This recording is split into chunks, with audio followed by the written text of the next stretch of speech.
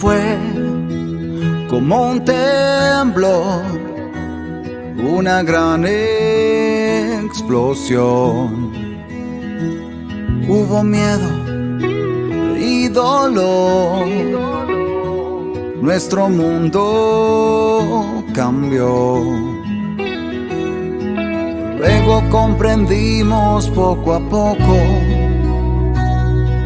cómo era esta nueva realidad, y reconocimos en tu rostro tu paz, tu paz. Aunque no me recuerdes, siempre estaré contigo para darte alegría con un chiste repetido. Recibir el amor de tu mirada, dando gracias al cielo por tener esta oportunidad. Con tu guía aprender, aunque no me conozcas, velaré por tus días, mientras te maravillas con lo simple de la vida. Y si el dolor se cruza en mi camino, lo esquivaré buscando tu risa que me obliga a seguir la jornada sin prisa.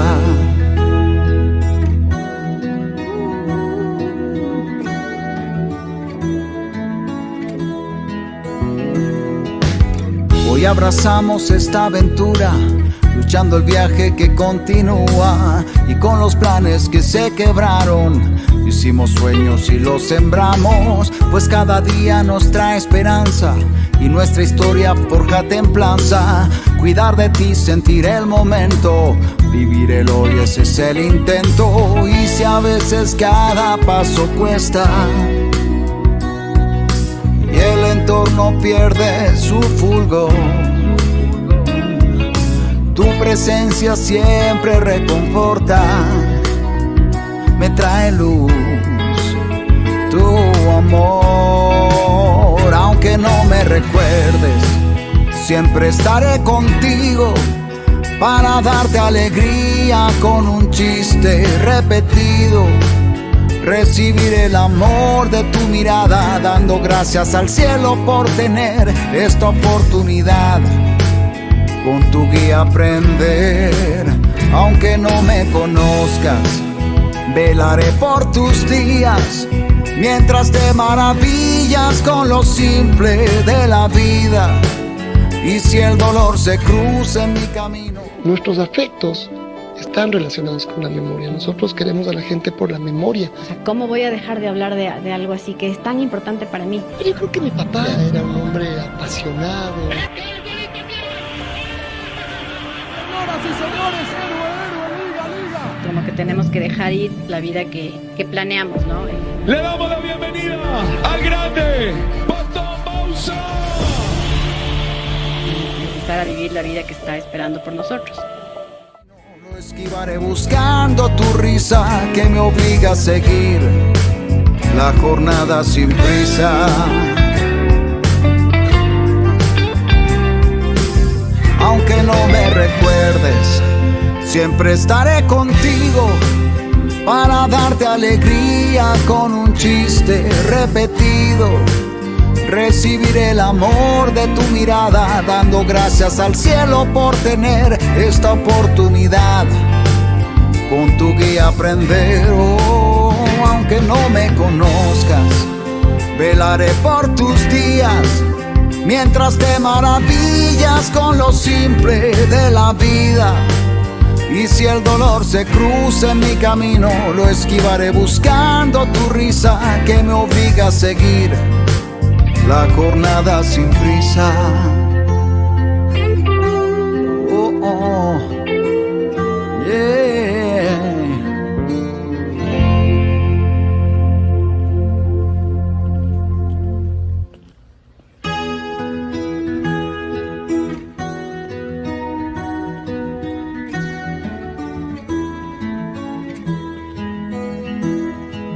Fue como un temblor, una gran explosión. Hubo miedo y dolor, nuestro mundo cambió. Luego comprendimos poco a poco cómo era esta nueva realidad y reconocí.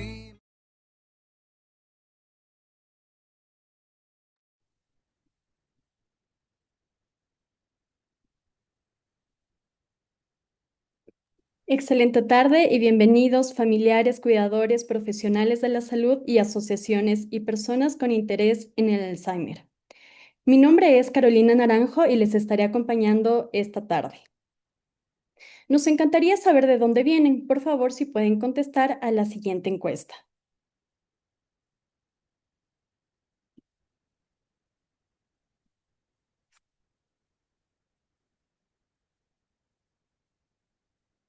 Somos una organización sin fines de lucro creada para contribuir a un mejor desarrollo social y comunitario, que apoya a familiares, cuidadores y personas que tienen en su entorno a una persona con la enfermedad de Alzheimer. La Fundación TASE se creó en el año 2011, con el asesoramiento de Alzheimer León, España. Nuestro primer proyecto fue la creación del centro terapéutico, así como los grupos de apoyo y capacitaciones para familiares, cuidadores formales e informales y público en general. En el año 2018 abrimos la primera residencia para personas con Alzheimer y demencias en el país. Desde hace 14 años hemos llegado a más de 4 millones de personas cada año, con campañas anuales de Alzheimer a través de caminatas en ciudades como Quito, Guayaquil, Galápagos, Cuenca y Loja. Brigadas de capacitación para personas de escasos recursos en diferentes ciudades, así como talleres presenciales y charlas virtuales. Nuestra misión es trascender con amor, servicio y excelencia a la comunidad sobre la enfermedad de Alzheimer, ofreciendo una atención especializada y siendo un apoyo para las personas que la padecen, sus familiares y cuidadores. Nuestra visión es transformar e inspirar a la comunidad para que reconozca la naturaleza digna y sana de la persona con Alzheimer y dar alivio a quien la padece, a sus familiares y cuidadores. Fundación TASE es el representante en el Ecuador ante Alzheimer Disease International y Alzheimer Iberoamérica, organizaciones que promueven la educación y la conciencia sobre la enfermedad. En el mes de septiembre lanzamos nuestra campaña anual Alzheimer 2025 con el siguiente mensaje. Sabemos que a medida que el Alzheimer avanza, los recuerdos pueden desvanecerse, pero el amor, el cariño y los momentos compartidos permanecen en lo más profundo. Aunque la memoria falle, las emociones siguen vivas. Porque cuando las palabras se olvidan, los abrazos hablan. Cuando los nombres escapan, el amor lo reemplaza. Cuando la memoria se borra, el corazón la vuelve a escribir. Esta campaña 2025 nace del entendimiento de una realidad dolorosa, pero profundamente humana. Las personas con Alzheimer pueden olvidar nombres, rostros o momentos, pero no dejan de sentir. Por eso, este año hemos destacado que aunque los recuerdos se desvanecen, el afecto, la conexión emocional y los gestos cotidianos permanecen. Por lo que el lema de este año fue: los vacíos de la memoria se llenan con el corazón. El objetivo principal es fomentar la participación activa y el compromiso de la comunidad en el cuidado de personas con Alzheimer, creando conciencia sobre la enfermedad y promoviendo el acompañamiento empático como eje fundamental, resaltando el valor de los vínculos afectivos más allá de la memoria. Una de nuestras gráficas principales es la que podemos ver a continuación. Vemos una fotografía antigua, un padre y su hijo compartiendo un momento especial. Hoy ese padre vive con Alzheimer, ya no reconoce a su hijo como tal vez lo ve como alguien que lo acompaña, pero su hijo con ternura le dice: ya sé que me olvidaste, soy Tomás, tu hijo, gracias por ese día, gracias por tanto. Le agradece por ese día, por tantos recuerdos que tal vez ahora solo él observa. Esta imagen nos recuerda que aunque la memoria se apague, los gestos cotidianos, la compañía, el amor sincero de un hijo hacia su padre siguen ahí, firmes y presentes, porque el vínculo no desaparece, solo se transforma. Pueden encontrar en nuestras redes sociales los eventos que hemos realizado en estos pasados meses con pequeños videos resúmenes, fotos y más momentos especiales de cada actividad. Nos pueden encontrar como Fundación TASE en Facebook, Instagram, YouTube y en nuestra página web. Hoy nos acompaña en esta charla la doctora Valeria Macías, neuropsicóloga, con el tema Conversar para cuidar, rompiendo el estigma de la demencia, Walking the Talk for Dementia. Valeria Macías es una neuropsicóloga clínica y gerontóloga con experiencia en procesos de intervención clínica basados en el modelo de atención centrada en la persona con población adulta con trastornos neurocognitivos, así como acompañamiento y entrenamiento a cuidadores familiares e informales mediante psicoeducación en demencias y salud cerebral. Es la primera embajadora ecuatoriana de Alzheimer Association iStar, participante de Walking the Talk for Dementia 2025 en España. Docente universitaria de tópicos sobre intervenciones en demencia y envejecimiento saludable. Actualmente se desempeña como directora de intervención en SOMA, así también como neuropsicóloga en el Servicio de Neurología de Axis Hospital de Especialidades. Es también Advocate for Dementia Care. La charla tendrá una duración aproximada de 45 minutos para exponer el tema. Luego tendremos 15 minutos para responder la mayor cantidad de preguntas que podamos. Para ello, les pido escribir las preguntas en el chat de Zoom. Nosotros las iremos guardando para presentarle a la doctora al final de su intervención. Para las personas que no pudieron unirse, estaremos retransmitiendo esta charla en Facebook en vivo. De todas maneras, la charla quedará grabada en nuestro canal de YouTube. A continuación, le doy la bienvenida y le doy paso a la doctora Valeria Macías. Muchas gracias. Qué bueno que nos podemos unir el día de hoy justamente para poder hablar de este tema que en verdad me apasiona un montón y qué mejor de hacerlo, bueno, también a la par, aquí de la mano con Fundación TACE, ¿no? Pudieron ver también en el video acerca de la obra que ellos están realizando aquí en Ecuador y bueno, yo creo que viene a ser un punto súper importante para aquellas familias, aquellas personas que están transitando por esta este nuevo camino y también con ello tener una guía y más que nada también acá propia a nuestro contexto en Ecuador. Así que, bueno, vamos a dar paso a la charla del día de hoy. He intentado realmente la información de hoy, no quiero que sea muy técnica, como pudieron ver en mi descripción, yo soy docente universitaria de igual manera y pues a veces puedo ser un poco técnica, así que el día de hoy realmente quiero que esta charla, este webinar sea más como una conversación, poder solventar ciertas dudas, pero más que nada también poder despertar ciertas interrogantes acerca de la demencia. ¿Sí? Y yo creo que es súper importante este tipo de actividades en donde nosotros podemos acompañarnos y aprender. Y eso va muy de la mano cuando nosotros hablamos del romper estigmas relacionados a la demencia. ¿Sí? Así que ya saben, durante toda la charla, si ustedes tienen alguna pregunta o quisieran también ahondar un poquito más, vamos a tener estos 15 minutos al final de la charla para poder tener este diálogo y pueden ustedes escribir las preguntas que vayan surgiendo en el chat. ¿Ok? Así que con esto, bueno, vamos a dar paso a la charla del día de hoy. Conversar para cuidar. Y eso es lo que quiero que hagamos nosotros en esta tarde, casi noche para algunos también, enfocado al estigma y porque es importante hablar de ello para empezar a romperlo, ¿sí? Muchas veces nosotros hablamos o escuchamos hablar de la palabra demencia, pero no sabemos realmente qué es, ¿sí? Y cuando nosotros escuchamos esa palabra, ya sea que somos familiares, que somos personas que acabamos de recibir un diagnóstico, o también incluso profesionales, podemos llegar a tener cierto rechazo a él, porque no sabemos qué es. Y si nosotros nos vamos un poco al contexto de aquello que nosotros hemos venido experimentando a nivel regional, me refiero y también acá en el Ecuador, la palabra demencia viene cargado de mucho peso, ¿sí? Asumimos, lo digo de manera más general, que la demencia es un sinónimo de locura y no es eso. Así que justamente quiero que nosotros en esta jornada podamos también ayudarnos a romper este estigma que tenemos y bueno, aprender cosas nuevas que es fundamental. Así que los datos. ¿Por qué es importante hablar del tema? Y esos son los datos que nos da la Organización Mundial de la Salud, en donde ya nos indica, miren, para el año 2020, que el número de personas mayores por encima de los 60 años ya superó al de los niños menores de 5. Ya tenemos un dato que viene del 2020. ¿Pero por qué? Me dicen, vale, ¿por qué nos estás hablando de esto cuando queremos saber un poco del contexto? Pues es súper importante conocer que ya estamos viendo que hay una curva en cuanto a la población.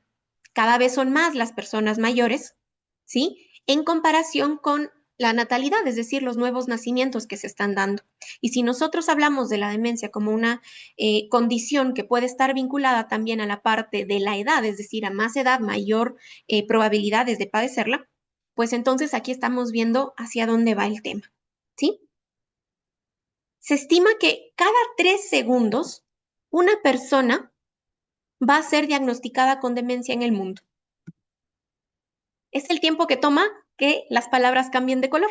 3 segundos, ¿sí? Así que estamos viendo que es algo que requiere de mayor preparación por parte de los profesionales, pero para mí fundamental y súper importante que las personas conozcan más acerca de la demencia. Ya sea el caso que nosotros vayamos a estar vinculados con alguien que la padezca, o seamos nosotros también, pero de igual manera como comunidad, como sociedad, es súper importante que nosotros sepamos para poder también alzar nuestras voces y empezar a generar un cambio, ¿sí? Así que súper importante también tomarlo en cuenta. Y miren, lo curioso del tema, se estima que para el año 2030 vamos a tener un aproximado de 138 millones de casos a nivel mundial, lo que nos demanda en cierta medida a nosotros el poder también hablar más de él para poder estar preparados y también poder apoyar a quienes lo necesiten. Y miren, para la misma fecha se estima que el costo de la demencia a nivel mundial va a llegar a los 2.8 trillones de dólares, ¿sí? Así, si por aquí hay alguien que esté en políticas, ¿no? Dentro de los asistentes y nos digan, bueno, pero ¿para qué es importante conocer acerca de la demencia? Pues estamos viendo también del gasto público que va a representar del gasto económico como tal.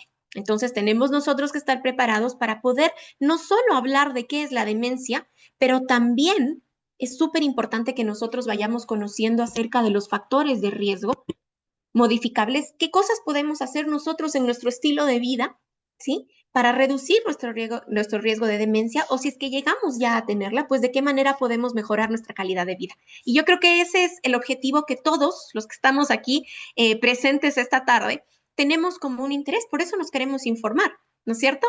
Queremos saber de qué manera podemos nosotros mejorar nuestra calidad de vida, llegar a un envejecimiento saludable y si llegamos a tener la presencia de algún cuadro o condición, pues saber cómo abordarlo de mejor forma, ¿sí?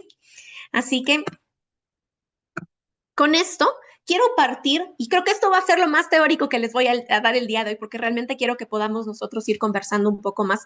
Pero, ¿qué es la demencia? ¿Sí? Recuerdan que hace unos minutos les dije, usualmente cuando nosotros escuchamos el término demencia pensamos en locura. Y esto no puede ser más errado, ¿sí? Porque cuando nosotros nos referimos a la demencia, estamos hablando de un término mucho más general que se va a relacionar a un conjunto de síntomas que van a afectar o van a comprometer de manera directa a las funciones cognitivas y, ojo, término clave, de manera progresiva. Esto que nos está indicando que a medida que vaya pasando el tiempo, pues esto va a avanzar, ¿sí? Pero ¿cuál es el punto clave? Y aquí es que nosotros empezamos a ver que ya llega a haber un compromiso y se llegan a afectar las actividades de la vida cotidiana. Es decir, aquellas cosas que yo realizaba antes con mayor facilidad, es decir, por ejemplo, yo podía manejar por mi barrio, podía llegar a distancias largas y ahora resulta que me está costando un poco más porque ya no reconozco muy bien las calles. O hacer una actividad del trabajo que yo antes la dominaba y podía hacerlo, no sé, un informe en 30 minutos, ahora me está costando 2 horas hacer. Entonces ya empezamos a ver cómo empiezan a verse afectadas en mayor o menor medida aquella relación que tenemos nosotros con las actividades de la vida diaria, aquellas actividades cotidianas, sean las instrumentales, que son las más complejas, las que nos demandan de más esfuerzo cognitivo, ¿sí? Como por ejemplo, les decía, poder movilizarnos en coche de un lado al otro o poder llevar las finanzas en casa, ¿sí? Antes María era muy atenta con las cuotas y estaba siempre, siempre al punto de pagar la luz, el agua, el teléfono, y ahora resulta que está recibiendo notificaciones en casa porque ya llevan 2, 3 meses que no las ha pagado. O vemos que hay un débito de $300 para una cuenta que era mucho menor, ¿no? Entonces, ese tipo de cambios a nosotros ya nos empiezan a alertar ciertas modificaciones que se han estado dando en la vida cotidiana de la persona. Y es allí donde nosotros tenemos que estar al pendiente para poder pedir un apoyo, una guía, una consulta con alguien que esté capacitado en el tema, ¿sí? Y esto va a interferir, todos estos cambios que se están presentando van a llegar de una u otra manera a interferir con la independencia y la autonomía de la persona. Entonces llega un punto a medida que esto vaya avanzando que ahora pues necesitamos el apoyo de otra persona más, ¿sí? Quizá puede ser nuestra pareja, algún amigo, algún familiar. Entonces ahí empezamos a ver que necesitamos ir formando también una red de apoyo, ¿sí? Pero ojo, la demencia no es una enfermedad en sí misma. Como les estaba comentando, es un conjunto de síntomas y aquí nosotros tenemos ya, por ejemplo, el nombre, la demencia, pero ¿cuál es su apellido?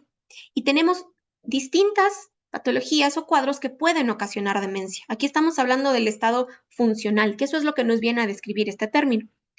Podemos tener nosotros, por ejemplo, la enfermedad de Alzheimer o la demencia por enfermedad de Alzheimer, que viene a ser la mayor causante de esta condición, un aproximado del 60% de los casos, pero no es la única. Tenemos también cuadros de demencia frontotemporal que van a afectar, como dicen nuestros lóbulos frontales y temporales, más relacionados en algunos casos con la conducta, en otros tipos o variaciones con la parte del lenguaje, ¿sí? Tenemos también la demencia por enfermedad de Parkinson, que es una enfermedad más de carácter motor, ¿sí? Y así vamos a ver que hay diferentes tipos de cuadros que pueden ocasionar la demencia. ¿Sí? Un punto a mí importante y que yo siempre que doy una charla cuando estoy con mis estudiantes o con las familias, uno de los puntos que yo creo que se repite mucho en el contexto aquí y muchas personas han llegado a consulta conmigo diciéndome, tengo un diagnóstico de demencia senil, ¿ya? Y yo aquí les dejo este bichito, ¿ya? La demencia senil no es un diagnóstico como tal y es un término que ventajosamente ahora ya se está poniendo en desuso. Porque básicamente la demencia senil nos estaría diciendo que una persona va a llegar a perder su independencia o su autonomía porque es mayor, porque llegó a la tercera edad. Y sabemos que eso no es verdad, ¿sí? O por lo menos ahora lo estamos aprendiendo. Entonces, la demencia senil como tal no es un diagnóstico clínico, es un término que ya se está poniendo en desuso porque no es algo que nosotros vamos, si nos damos a la terminología como tal, como les digo, es esto, ¿no? Decir que una persona tiene demencia porque ha llegado a la tercera edad o tiene cierta edad. Entonces, ahí si por ahí algunos de ustedes dicen alguna vez, me acaban de comentar esto, pues no, hay que explorar más. Tenemos el nombre, tenemos que ver el apellido. Es enfermedad de Alzheimer, es Parkinson, es cuerpos de Lewis, una demencia vascular, frontotemporal. ¿Sí? Es de inicio temprano o de inicio tardío, que también eso es importante, ¿no? A pesar de que las demencias están vinculadas mucho a la edad, es decir, a mayor edad tenemos nosotros mayor probabilidad de poder padecer la demencia, ¿sí? Pues hay también otro tipo de cuadros como la demencia frontotemporal que empieza alrededor de los 30 años. Entonces, miren, ¿cómo les podría decir? Otro mito que se puede tener con respecto a las demencias es que solo afecta a las personas por encima de los 65 años, pero no. Sabemos que hay otro tipo de patologías neurodegenerativas que también pueden llegar a afectar a personas de edades más tempranas, ¿sí? Como les comentaba, la demencia frontotemporal, por ejemplo, puede llegar a presentar sus primeros síntomas a eso de los 30, 40 años en algunos casos, ¿sí? Y de igual manera con la enfermedad de Alzheimer de inicio temprano o este Younger Onset Dementia, que se puede presentar ya en edades más tempranas, a eso de los 40, ¿sí? Yo recuerdo hace algún tiempo también yo estaba asistiendo a una charla y me gustó mucho una diapositiva que decía, la demencia o la enfermedad neurodegenerativa no empieza a los 70 años. Lamentablemente, y lo digo aquí en este contexto ecuatoriano, usualmente esa es la edad promedio en el que las personas van a acudir por primera vez donde un neurólogo, donde un médico geriatra, incluso donde un médico psiquiatra pueden llegar a tener esta primera introducción. Pero sabemos que ese cerebro ya muchos años atrás empezó a presentar cambios, a veces imperceptibles, ¿sí? Porque la persona podía, digamos, solventar esta duda, como les decía en el trabajo. ¿Ya? Puede ser que antes me tomaba 30 minutos hacer un informe, ahora pues me está tomando 45 con un poquito de dificultad, pero lo puedo hacer.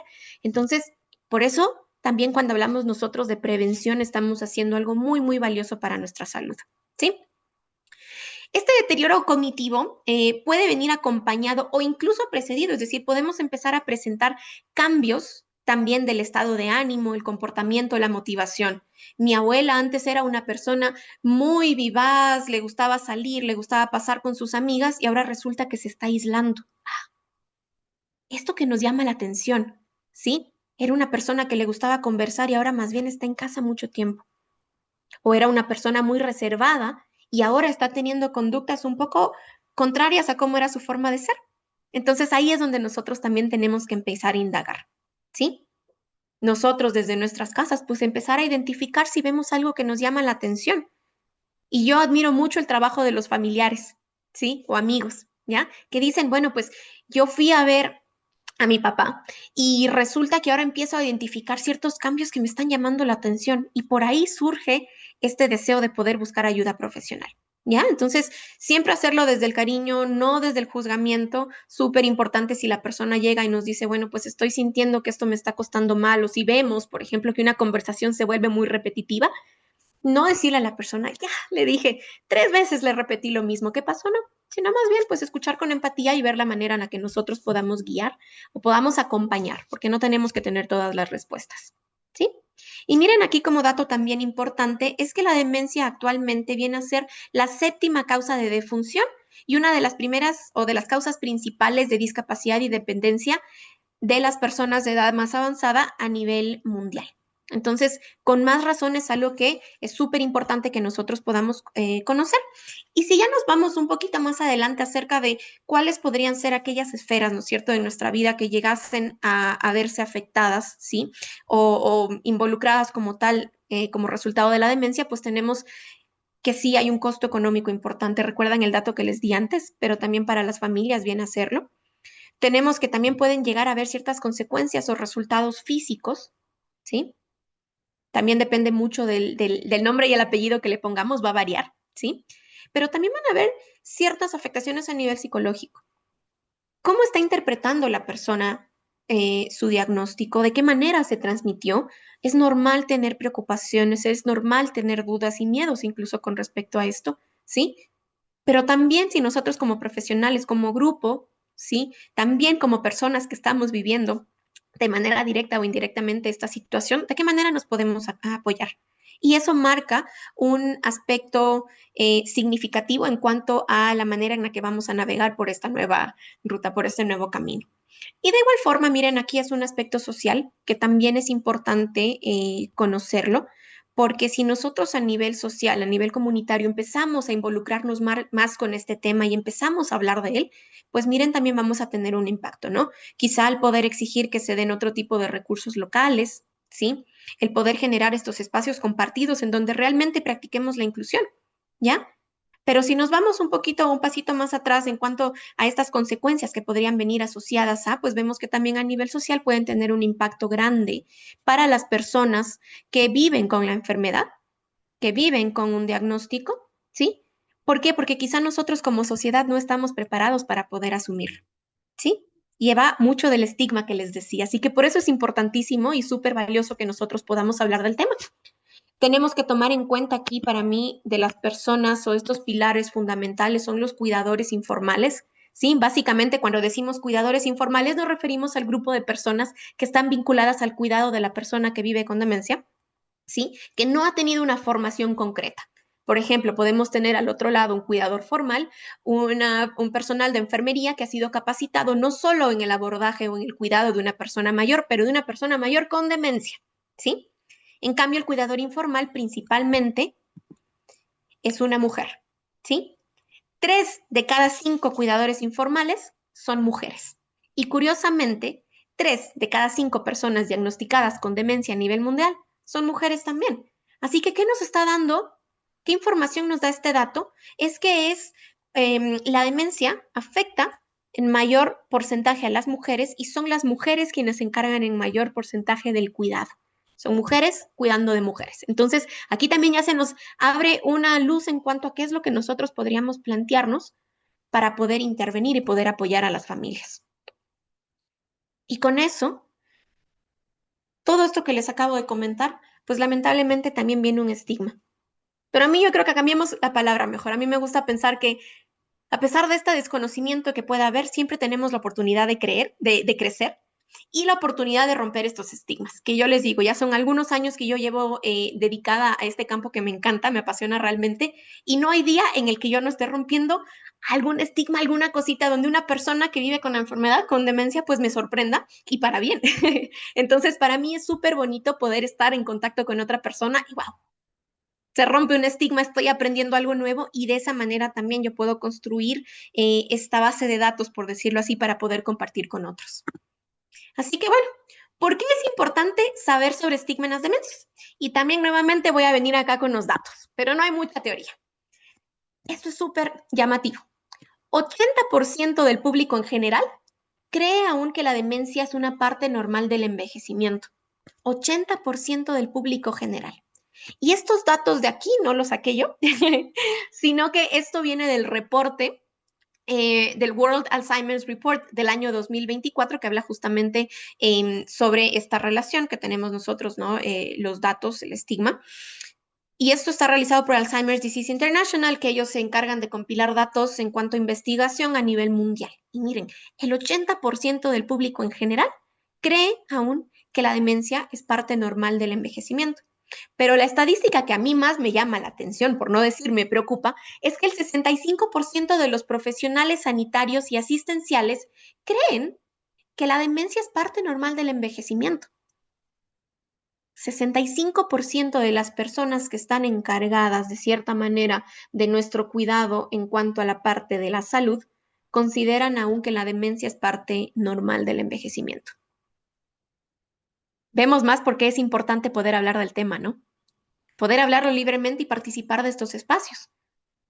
Porque nosotros tenemos que ver la forma en la que se vaya rompiendo este estigma o este estereotipo o este misconception, esta idea errada de que esto es algo que sí o sí nos tiene que pasar en el envejecimiento. Y sabemos que no. ¿Cuál es el impacto de considerar aún esta estadística como algo real o algo cierto?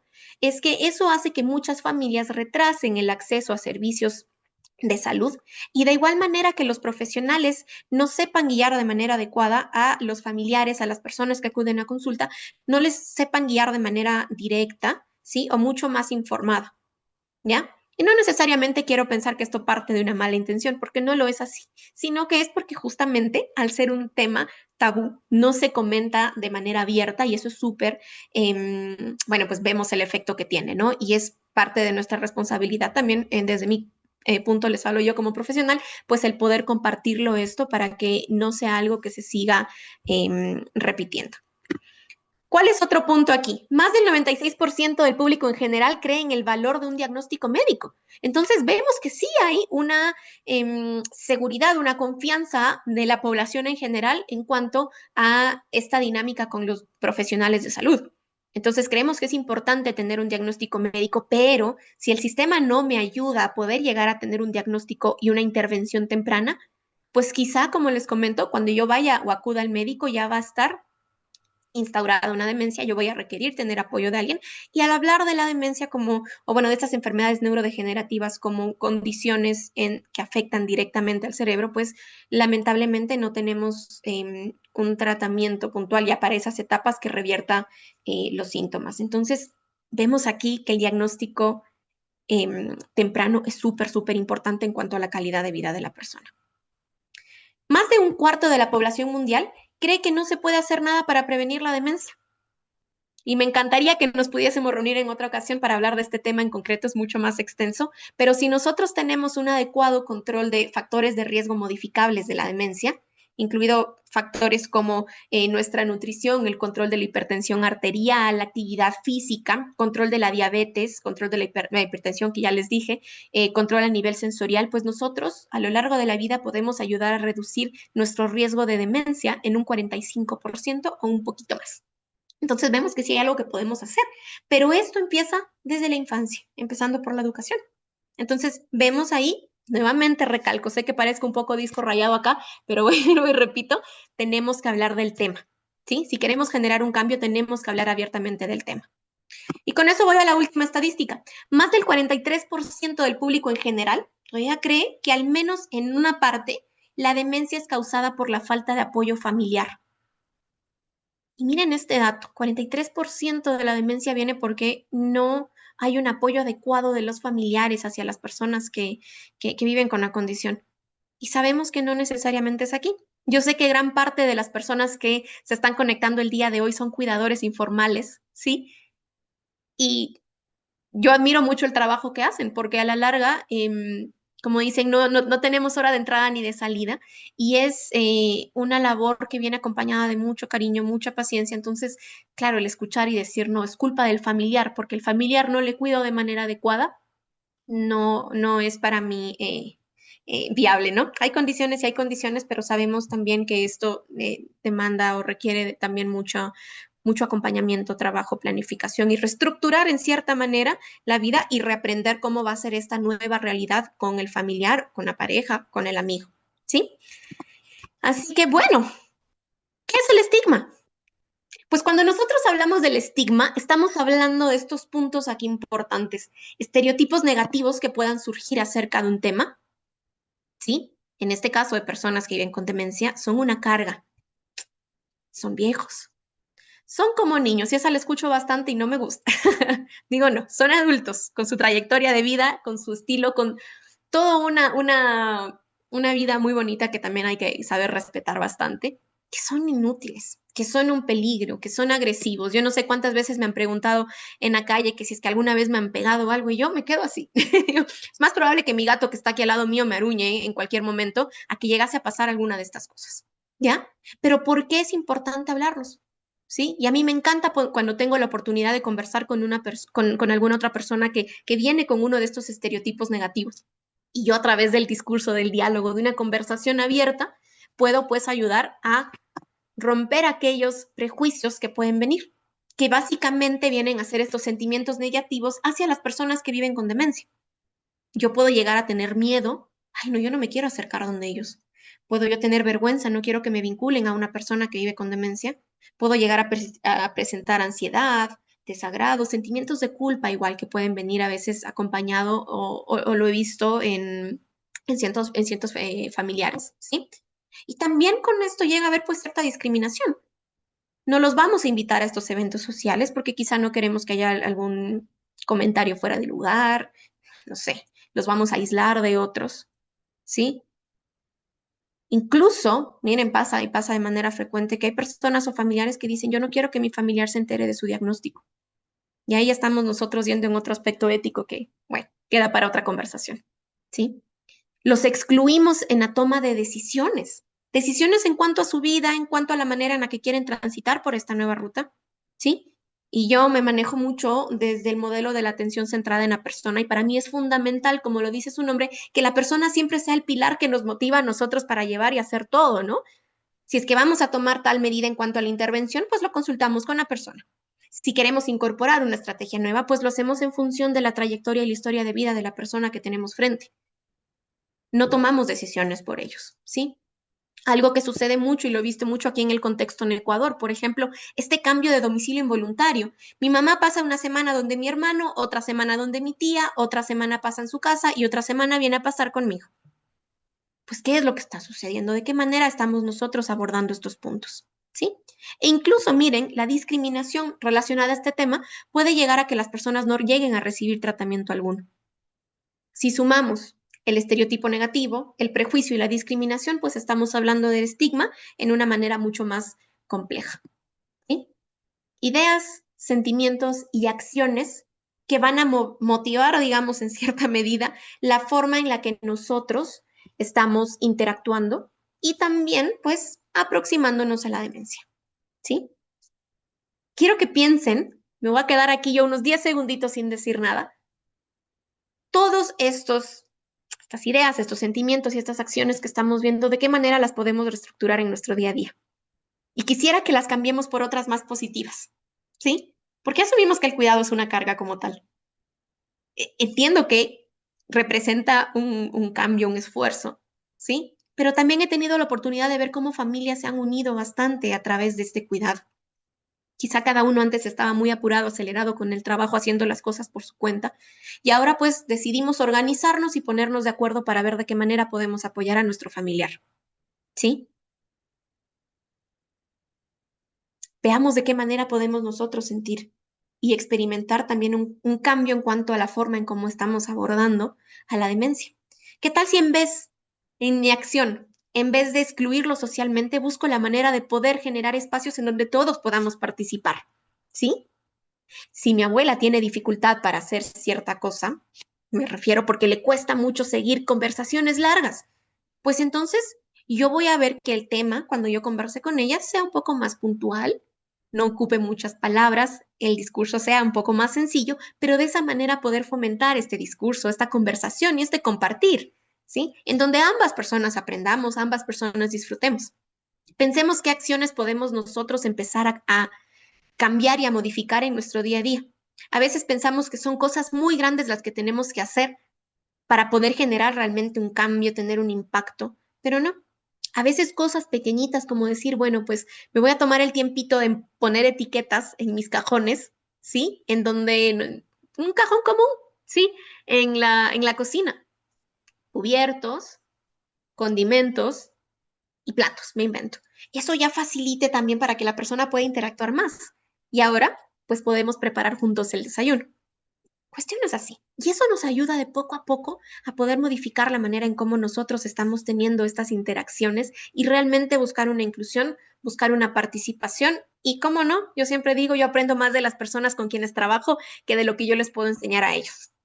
Así que cuando nosotros vamos a los tipos de estigma que se pueden presentar y todas estas imágenes, ¿sí? Estas están tomadas del el reporte que les mencioné del año 2024 de Alzheimer's Disease International, en donde se enfocan como punto central justamente a hablar en el estigma. Entonces, vemos nosotros que hay diferentes tipos de estigma y quiero ir como highlighting, como resaltando estos para que también nosotros podamos hacer esta reflexión. ¿Ok? ¿Será que yo estoy participando en alguno de ellos o será que yo también lo estoy llevando a cabo? Y de esa manera poder complementar. Tenemos el estigma de la propia persona que vive con demencia, ¿sí? El decir, bueno, yo ya no soy hábil, yo ya no puedo hacer muchas cosas y más, ¿sí? El estigma que puede llegar a tener, por ejemplo, la gente hacia la persona que vive con demencia, ¿sí? Veamos por acá si puedo poner en puntero. El autoestigma, ¿sí? Yo también estoy teniendo este tipo, ¿sí? De rechazo hacia mí y yo creo que ya no puedo hacer muchas cosas, ¿sí? Por ponerles un caso. También tenemos este estigma por relación. Las otras personas pueden llegar a generar también estas actitudes, estos pensamientos o ideas negativos hacia la persona que está relacionada con alguien que vive con demencia, ¿sí? Ya no le vamos a invitar a mi amiga porque no, esta amiga pasa tiempo con su mamá y su mamá tiene enfermedad de Alzheimer. Ya no le invitemos. Ah, qué feo, ¿no? Estigma por afiliación, ¿sí? Quizá yo también, aquí la persona puede ser el cuidador, por ejemplo, y yo no quiero que me relacionen con esta persona, ¿sí? Entonces oculto, veo caminar a mi familiar y puedo decir, no, yo no le conozco, no sé, por ponerles un caso. Y este es uno que a mí me gusta enfatizar bastante y es este estigma estructural. Las instituciones, las entidades, ¿sí? Por eso hablaba a nivel comunitario y social, están siendo inclusivas también con las personas con demencia o más bien por otro lado también están generando ese rechazo, ¿sí? Uy, no, a mí me pasaba a nivel profesional, a veces me encontraba con colegas, ¿no? Y me decían, ay, ¿por qué te dedicaste a eso? Qué feo, yo nunca trabajaría en eso. Y desde ahí ya viene, ¿no? Este punto de decir, no, ¿para qué? ¿Por qué el rechazo? ¿Ya? Incluso a mí a veces me dicen que por qué lo hago. Yo siempre les respondo con la misma frase y es porque me encanta, ¿por qué no? Pero vemos cómo también esto se va mucho, mucho más allá que solo el estigma que se pueda presentar hacia la persona que vive con la enfermedad, ¿sí? Entonces ahí es donde es necesario que nosotros reflexionemos también acerca de cómo se están dando nuestras interacciones. Y no me refiero, por ejemplo, sé que aquí hay profesionales, también hay personas que son cuidadores, personas también que se han conectado que viven con demencia, ¿sí? Pero también ver de qué manera nosotros estamos interactuando en todos estos ámbitos y si estamos promoviendo ciertos estigmas o estamos ayudando a romperlos. Y con eso pasamos aquí a este punto. No sé si me ven, pero aquí estoy yo. Como pueden ver, soy súper alta. ¿Cómo puedo empezar a romper el estigma sobre la demencia? Y aquí yo les quería hablar de este evento tan bonito al que tuve el orgullo, ¿no? De la dicha de poder participar, que es The Walking the Talk for Dementia, que ya les voy a hablar un poquito acerca más del tema y también, bueno, gracias al apoyo de Fundación TASE que ayudaron parcialmente también a mi asistencia al evento. Así que igual les tengo aquí unos links por si quisieran tomar una fotito, estos handles de Instagram. Joao Retratista es la persona que tomó estas fotografías espectaculares dentro de todo el evento, es parte también del grupo de Walking the Talk for Dementia y bueno, pues aquí pueden seguir también en sus redes para conocer más acerca de esta iniciativa que si es que yo le pudiera simplificar en una frase corta, pues creo que es una de las mejores formas de unir a la gente que está vinculada en el campo de la demencia y romper estigmas, pero de una manera impresionante. Así que nada, yo les voy a compartir aquí también algunas fotos y me dicen, vale, pero bueno, ¿de qué manera podemos nosotros empezar a generar, ¿sí? Este cambio. Pues tal cual, y es lo que estamos haciendo el día de hoy. Sé que yo estoy hablando de este lado, después ya tendrán ustedes también su espacio, pero a través del diálogo, ¿sí? Yo creo que a través del diálogo nosotros podemos empezar realmente a generar un cambio importante a todos los niveles, ¿sí? Con diferentes personas. Y eso es un poco, bueno, no un poco, es lo que busca esta iniciativa de Walking the Talk for Dementia, tal cual su nombre es Walking the Talk. Vamos nosotros a caminar mientras hablamos acerca de la demencia. Y unos puntos aquí claves. Preguntar si no sé algo y realmente escuchar lo que la otra persona me tiene que decir. A veces nosotros preguntamos algo y esperamos una respuesta corta y boom, resulta que la Vale está hablando ya 20 minutos, ¿ya? Lo mismo tenemos nosotros que ver con las personas que están acá. ¿Cómo te sientes? ¿Qué está pasando? Pregunto, escucho realmente y no voy a asumir cosas por mis propios preconceptos. Siempre voy a preguntar. Yo podría asumir que tal persona por tener demencia se va a cansar y no va a caminar los 12 kilómetros diarios, pero no. Me sorprendió y caminó más que yo, por ponerlas un caso. Si tengo dudas sobre algo que está sucediendo relacionado a mi propia situación, al cuidado, a cuestiones médicas, pues voy a intentar solventarlas y para eso tengo diferentes formas de hacer, ¿sí? Consultar con personas que tengan una formación un poco más especializada, ¿sí? A veces por ahí quizá evitar un poco Doctor Google, que nos puede dar unos panoramas un tanto que van hacia otro polo, pero sí informarme, capacitarme. Lo que ustedes están haciendo en este momento al unirse a estas iniciativas ayuda justamente con este punto, ¿sí? Si tengo miedo porque desconozco algo, el miedo es normal, ¿sí?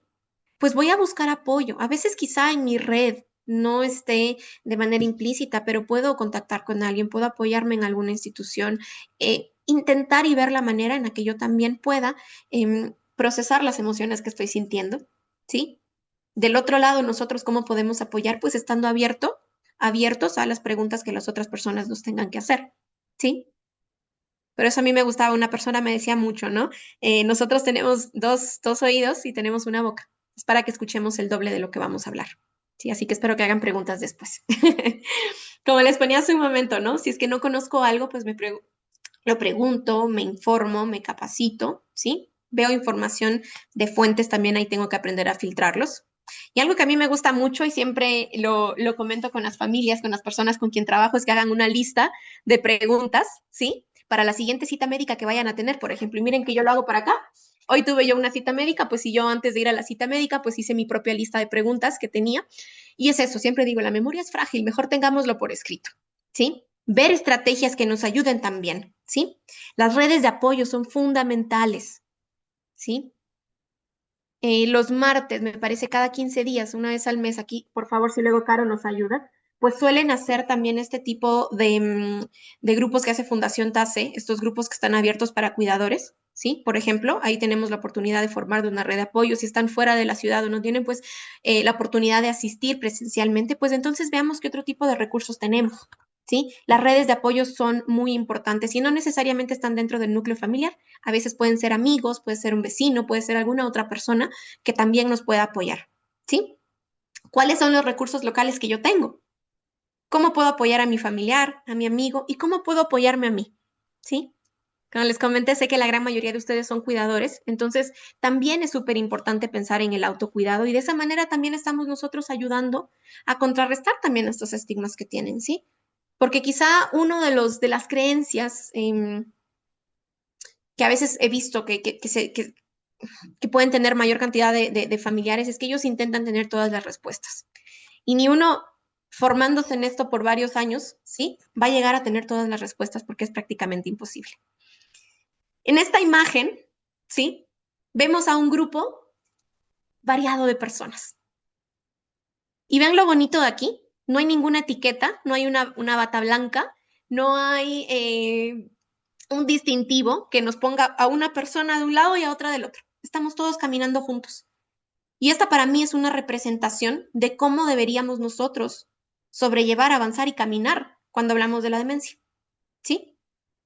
Aquí tenemos médicos, tenemos investigadores, tenemos cuidadores, esposas, esposos, tenemos personas que viven con demencia. Y aquí a primera vista, pues yo no les podría decir quién encaja en cada una de estas etiquetas, porque no las hay. Y yo creo que ese es un buen ejemplo de cómo nosotros tendríamos que empezar. Es verdad, cada persona va a necesitar en su mochila diferentes herramientas para poder sobrellevar y llevar a cabo el día a día, ¿sí? Y está bien, ¿sí? Pero quitémonos un poco esta brecha de que profesional de un lado, familiar, persona que vive con demencia del otro. Porque yo creo que si nosotros queremos abordar esto, queremos mejorar nuestra calidad de vida y poder avanzar, es importante que también vayamos haciéndolo de la mano. Así que aquí miren, una cosa muy bonita de esto, el poder conversar con personas de diferentes lugares del mundo, ¿sí? Y de diferentes contextos y estos backgrounds, ¿no? A nivel profesional podemos tener aquí en este grupo, solo en este grupo, pues tenemos médicos, tenemos personas que están en salud pública, tenemos artistas, comunicadores, tenemos incluso personas que viven con demencia, ¿sí? Y es súper bonito eso, el también poder tener una perspectiva mucho más amplia acerca de qué manera podemos nosotros apoyarnos. No solo apoyar, pero también apoyarnos, ¿sí? Así que es súper, súper importante para mí el también poderles transmitir esto de que no todas las respuestas van a venir por una vía, ¿sí? Ni tampoco tenemos por qué tener todas las respuestas, pero lo bonito de este camino es el poder aprender, ¿sí? Y de hecho aquí abajo, justo en el centro, está Fernando Agustoli Pérez, que es la mente maestra atrás de todo este movimiento, me atrevería a decir, porque no es una conferencia, no es un evento tradicional, sino es algo que realmente permite una gran sensibilización, ¿sí? Sensibilizarnos acerca del tema y es un poco también lo que quiero transmitirles en este sentido de que pues siempre vamos a aprender algo de alguien. Y yo quizá de las personas de quien más aprendí en toda esta experiencia fue de las personas que viven con demencia y de sus familiares. Así que fue una cosa muy bonita el también poder yo reestructurar ciertas ideas con respecto a la forma en cómo también tengo estas interacciones. No les he hablado mucho del evento, pero se realizó en España, en Santiago de Compostela, en donde tuvimos una oportunidad de caminar, ¿sí? Por 4 días, en promedio 40 kilómetros, ¿sí? Por un trayecto del Camino de Santiago. Y posterior a ello fueron 2 días de simposio, pero un simposio, perdón, diferente, en donde cada panel, cada persona, cada mesa de expertos tenía en su mesa un experto real. Y es una persona que vive con demencia. Entonces teníamos a personas de todo el mundo, personas que a nivel profesional están haciendo cosas muy grandes, pero también teníamos a estas personas fabulosas que estaban ellos transitando por su propio diagnóstico, por su enfermedad, no lo quiero decir enfermedad, por su condición. Y nos enseñaron un montón. Y recuerdo mucho a una persona que en el escenario, bueno, en el evento cuando ella hablaba, le pidió de favor a uno de las personas que preguntaba de los asistentes que hiciera una sola pregunta a la vez, porque al hacer 2 preguntas al mismo tiempo ya no recordaba mucho cuál fue la primera. Y miren, un acto tan pequeño pero de mucha valentía, pues yo creo que a todos los que estábamos ahí nos dejó fríos en el buen sentido de la palabra de decir, es verdad, ¿se acuerdan lo que les ponía antes? No asumamos, preguntemos, ¿sí? Y el generar, el brindar un espacio seguro en el que las personas que pueden, debido a ciertas dificultades a nivel cognitivo, pues tener un poco este reto al comunicarse con otros, que se sientan empoderados de hablar y decir, por favor, no me hagas 2 preguntas a la vez, es un resultado muy directo del cambio que se puede empezar a generar cuando nosotros, ¿sí? También nos abrimos a la idea de que hay una manera diferente de hacer las cosas. Así que esto, la última foto que está acá es justamente del día final de la caminata, un trayecto muy, muy, muy emotivo, en donde terminamos, bueno, en la plaza que está la Catedral de Santiago de Compostela y después de esta peregrinación que hicimos todos como grupo, pues empezamos como grupo, terminamos como grupo y siempre liderados por las personas que realmente motivan todo lo que nosotros hacemos en este sentido. Y quiero ir aquí a la foto, las personas que viven con demencia. Y somos nosotros los profesionales, entre comillas, porque realmente son ellos a quienes nos debemos en este sentido. Y aquí empoderar también a las familias que están presentes en esta charla, alzar sus voces, ¿sí? Teníamos un grupo grande, aproximadamente 80 personas que estuvimos allí y de diferentes países, de diferentes contextos, en diferentes situaciones de vida. Muy bonito, ¿sí? Y esto me dirán, pero bueno, vale, ¿de qué manera podemos nosotros empezar a reproducir esto en nuestro diario vivir? Pues generando también este cambio, como les comenté, con el diálogo, ¿sí? Informarnos, súper importante, miren, contactar con alguien, ¿sí? Que tenga demencia y aprender, preguntar, no asumir, ¿sí?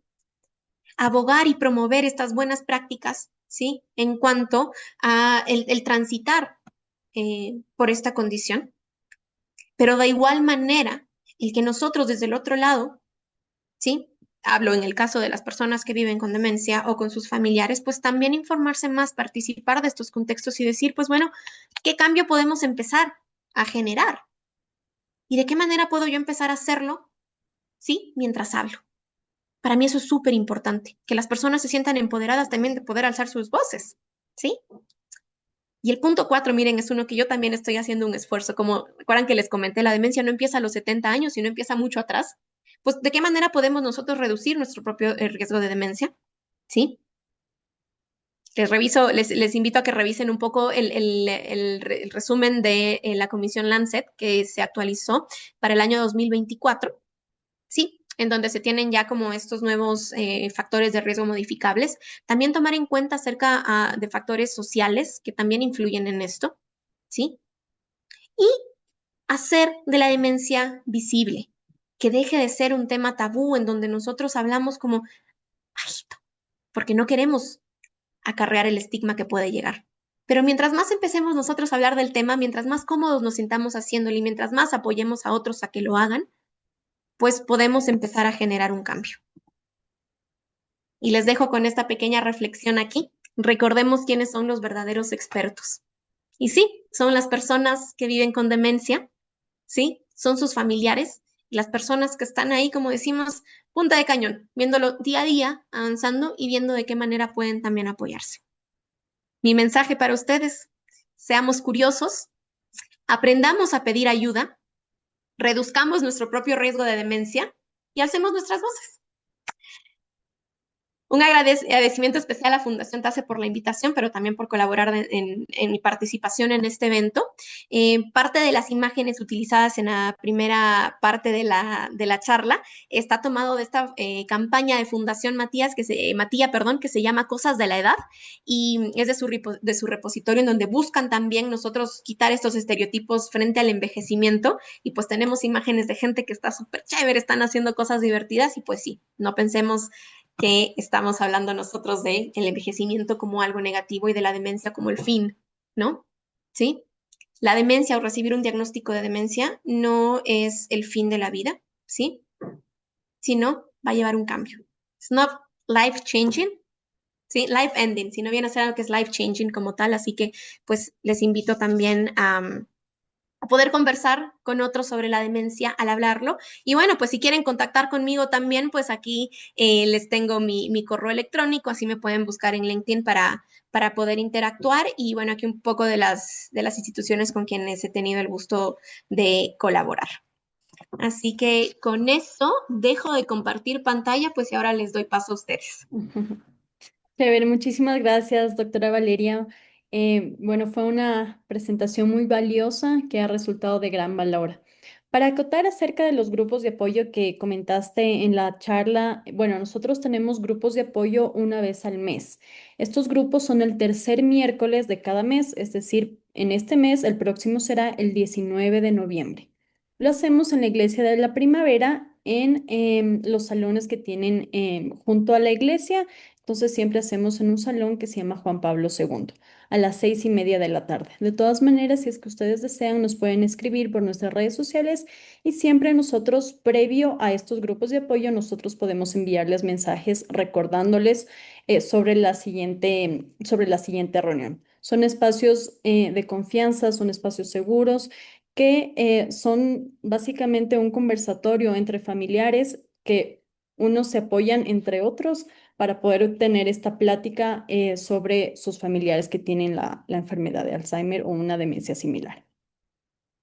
Bueno, también quisiera agradecer a todos los asistentes. Sabemos que tenemos asistentes de Ecuador, varias ciudades de Guayaquil, Quito, Santo Domingo, Lago Agrio, Cuenca, etcétera.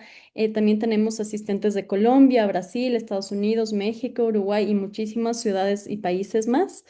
Pero bueno, continuando con las preguntas, la primera pregunta sería, mi madre tiene pérdida cognitiva leve, ya vemos que está en un nivel más severo.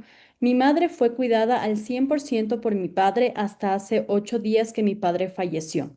No hemos podido decirle que falleció, le hemos dicho que se fue de viaje, pero ya para el día de hoy está muy ansiosa, llora y ha perdido mucho su lucidez. ¿Qué debemos hacer?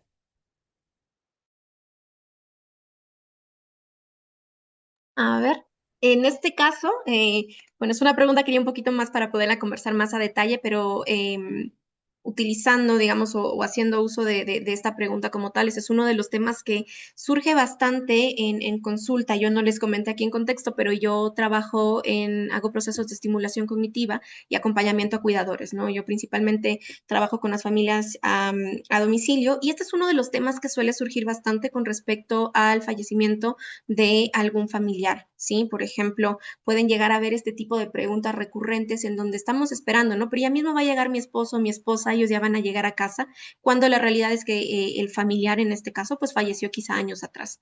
Aquí, uno de mis puntos, esta es ya una forma personal en cómo yo lo abordo, pues sí comunico a la persona, no me gusta mucho utilizar quizás esas mentiras piadosas que nosotros decimos, comentar a la persona, pero sí saber cómo hacerlo, ¿sí? En algunos casos el tener, por ejemplo, hacer como una actividad en conjunto, un altar del familiar que ya no está con ellos, pues ayuda también a procesar esta información.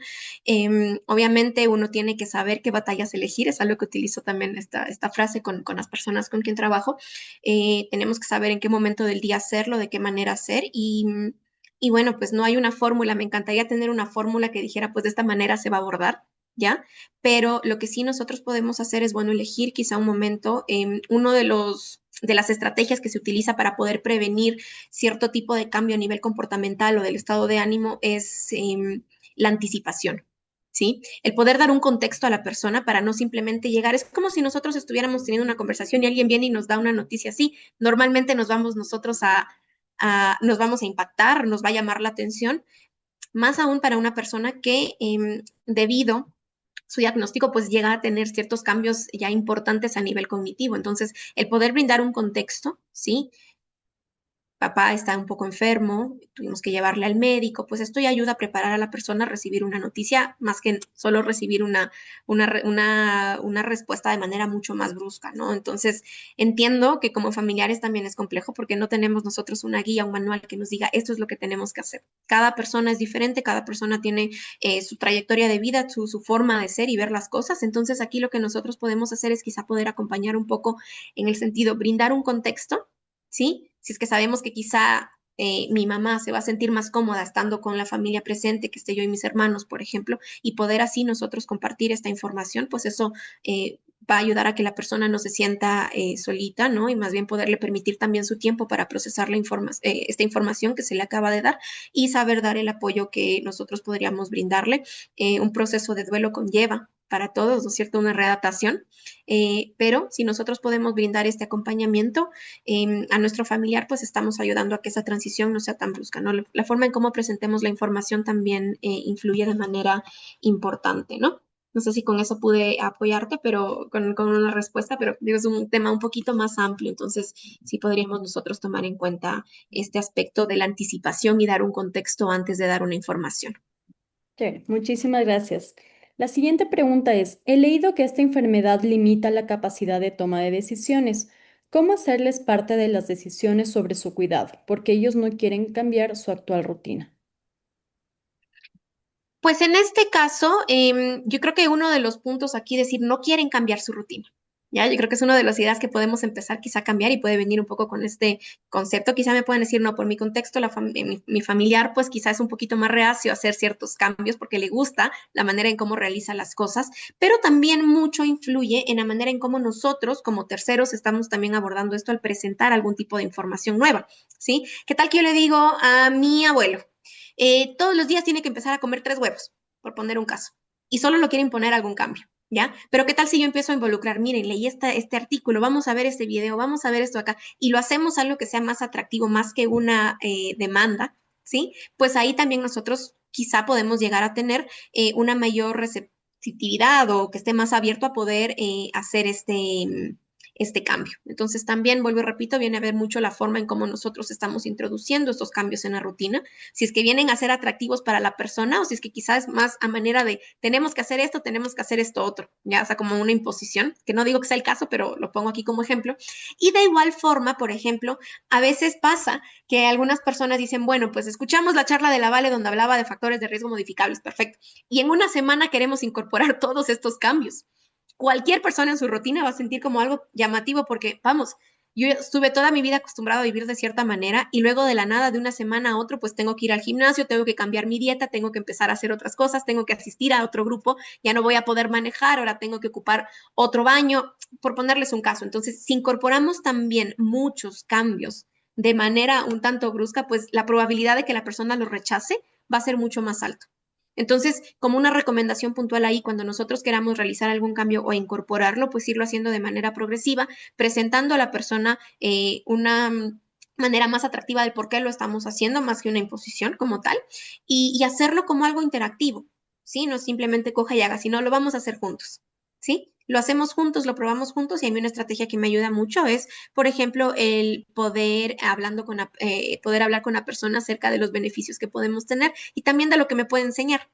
¿Sí? Entonces es una manera también de manejar también estas interacciones. Muchísimas gracias. La siguiente pregunta es, mi mamá tiene demencia frontotemporal. Ha sido un proceso complejo y tardamos mucho en buscar ayuda y no sabíamos lo que pasaba y ella tampoco exactamente. Tampoco teníamos el dinero para darle la atención requerida. Siento que ahora ella no se da cuenta de las cosas y no sé cómo explicarle su enfermedad, ahora o si sea lo mejor. También quisiera saber cuáles son los exámenes médicos que debemos solicitar para ver su estado de salud general y veo que ha perdido mucho peso. Ujú. Bueno, pues en este caso, Daniela, cuando hablamos nosotros de la demencia frontotemporal, pues vemos que va a haber otro tipo de sintomatología, por decirlo así. En este caso puede llegar a tener una mayor incidencia en cuanto a la parte comportamental. Sí, si es que fuera el caso, a veces también hay cambios en el lenguaje dependiendo cuál es la variante a la que nos estamos refiriendo, pero como síntoma llamativo, ¿no? En el Alzheimer viene a ser la memoria, en la demencia frontotemporal pues puede llegar a ser estos cambios comportamentales. Entonces, sí es de por sí, coincido con esto que me comentas, que viene a ser un poco más complejo justo por estos cambios, ¿no? Yo creo que uno de los factores también que se llegan a presentar más con este grupo de personas es que al ser una demencia de inicio temprano, pues quizá visualmente no va con lo que uno acordaría o esperaría ver de personas mayores, ¿no? Sino que podemos empezar a ver personas relativamente jóvenes que ya empiezan a experimentar estos cambios. Entonces, en cuanto a la atención, me comenta aquí, perdón, voy a seguir leyendo la pregunta, ¿no?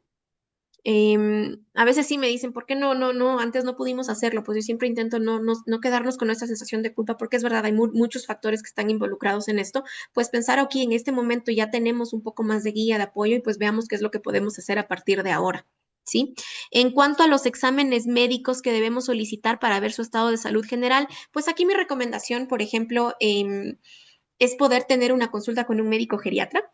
Sí, porque el médico geriatra es quien les va a poder guiar de mejor manera en cuanto a cuáles son los estudios necesarios para este grupo de edad. Así como hablamos del pediatra en los niños con población infantil, pues hablamos del geriatra para población mayor, en donde nosotros podemos tener también aquí una noción un poco más concreta, integral acerca de qué es lo que tendríamos que valorar para un estado de salud general. Algo que yo enfatizo mucho con las familias es ver la parte sensorial. ¿Cuándo fue la última vez que nos hicimos un control de vista y otro control también de la audición? Ambos factores que están involucrados o ya tienen evidencia científica que respalda que al abordarlos de manera adecuada, pues pueden ayudar a a mitigar en cierta medida la sintomatología. Entonces, eso es súper importante tomar en cuenta. En algunos casos, por ejemplo, el especialista en salud, que puede ser quien lo aborda, es el neurólogo, ¿sí? Sí, yo creo que principalmente esas vendrían a ser las dos especialidades con quienes se trabaja más cuando hablamos de la enfermedad neurodegenerativa, el médico geriatra o también el neurólogo. En algunos casos también el médico psiquiatra, pero si es que recién se va a consultar a alguien que pueda realizar esta valoración, pues dependiendo la edad también podría ser el hacerlo con un médico geriatra. A ver. Súper, muchas gracias. ¿Cómo podemos explicar a mi papá su condición de demencia pronto temporal si no quiere ir a ningún médico? Fuimos a que vea el documental de la fundación, pero él no lo relacionó con su situación. ¿Es importante que un profesional lo haga? Permíteme, ¿lo podrías escuchar nuevamente, por favor? A ver, aquí lo tengo. A ver. Es de Carmen Paz y Miño. Perfecto. Bueno, pues en cuanto a esto de aquí, vuelvo y repito, a veces hay quien uno tiene que, entiendo, es fácil decirlo acá, no conozco mucho el caso, pero el ver la manera en la que nosotros podamos hacer de esto un poco más atractivo para la persona es verdad, y aquí hablamos de un síntoma importante que se llama nosognosia, que viene a ser esta dificultad de la persona para generar conciencia acerca de las propias dificultades que tiene. Yo por aquí también cabía una pregunta acerca de qué hacer, mi familiar ya está en un estado avanzado de su demencia, entonces obviamente las interacciones van a cambiar. Y la nosognosia viene a jugar un rol importante en esto, ¿sí? Si es que yo no estoy consciente de las dificultades que tengo y para mí quizá mi estado, mi actuar es relativamente normal, entre comillas, y yo estoy haciendo las cosas sin dificultades, pues estas dinámicas sí pueden llegar a interferir más en el sentido de que nos van a costar un poco a nosotros, ¿sí? Aquí con esto, y yo recuerdo hace tiempo también asistí a unos talleres y la persona que los daba hablaba en ese término que decía rethinking failure, ¿no? O sea, repensar la manera en la que nosotros estamos teniendo estos fracasos, entre comillas. Quizá lo quise intentar con mi mamá el día de hoy o mi papá, de vamos al médico y me dijo que no, pues veamos qué estrategia ya se utilizó para ver cuál otra podemos empezar a utilizar, ¿ya? En algunos casos, si es que es por cuestión de movilización, o hay personas que también relacionados con el tabú o el estigma que pueda haber vinculado a la demencia, pues no quieren asistir donde el neurólogo o no quieren escuchar la palabra Alzheimer, Parkinson, demencia como tal. Entonces, ahí una de las estrategias que a mí me sirven es porque vamos a realizar una evaluación para ver cómo está con su salud general. Nos vamos a hacer esto para poder hacer, estamos por terminar el año, entonces queremos ver cómo está y, por ejemplo, por ese lado poder también movernos, ¿no? De que si es que no quiere asistir donde un neurólogo, por ejemplo, pues quizá hacerlo donde un médico internista, no sé, pues y decir, bueno, vamos a ponerle en antesala de por qué motivo estamos nosotros asistiendo a consulta y que también nos puedan guiar un poquito más. Es verdad, quizá no va a ser lo mismo que estar con un especialista, pero si ya nos permite a nosotros pues tener este abordaje, esta dinámica con la parte médica, pues ya estamos haciendo, estamos dando un paso valioso, ¿no? Súper, muchísimas gracias. La siguiente pregunta, ¿qué tan aconsejable es hablar delante de la persona con demencia sobre las acciones a tomar para abordar esta nueva realidad? Súper importante. De hecho, si es que nosotros hablamos de los estadios iniciales, cuando la persona, podríamos decirlo a grosso modo, que está más consciente acerca de la situación o por lo menos sabe el por qué se ha ido al médico, que se están presentando ciertos cambios, aquí hablamos de un término que hablamos de las voluntades anticipadas, ¿sí? Es decir, ya poder nosotros hablar con la persona desde estas etapas iniciales de cómo le gustaría transitar por la enfermedad. Hay personas que dicen, bueno, pues a mí no me gustaría estar viviendo con tal persona, o yo quisiera hacerlo en este caso, o me gustaría poder hacer una modificación en mi casa en este nivel en donde yo puedo aún tomar decisiones acerca de cómo quiero que estén ciertas cosas en cuanto a mobiliario y más. Pues esa es una forma en la que nosotros podemos también ya empezar a tener este discurso con ellos, el poder comentarlo. Miren, incluso a pesar de que la persona no esté muy consciente de su situación actual, ¿sí? Siempre va a tener nosotros queremos hablar de un trato digno, entonces el tomar decisiones, pensemos, ¿qué sería para nosotros si es que empiezan a tomar decisiones por nosotros, por cosas pequeñas incluso, ¿no? Es verdad que la toma de decisiones se puede ver afectada y en la realidad se va a ver afectada, pero ¿qué tal si en vez de presentar algo con una pregunta abierta de qué le gustaría comer? ¿Sí? ¿O qué cocino el día de hoy? Pues yo le digo, ¿quiere pollo o quiere carne? Al presentar dos opciones, y esto es una estrategia que lo solemos manejar en consulta, pues nosotros en ese sentido estamos apoyando a la persona a seguir tomando decisiones por sí misma, pero ya quitamos un poco esta carga cognitiva que puede estar relacionada acá. Entonces, es súper importante que nosotros podamos también abordar este tipo de dinámicas. A mí me gusta mucho la estrategia del primero y el después. Primero hacemos esto, después lo otro, damos contexto, pero de igual manera el poder complementarlo, ¿sí? Vamos a dar opciones. ¿Quiere este cero azul o bueno, o este rojo?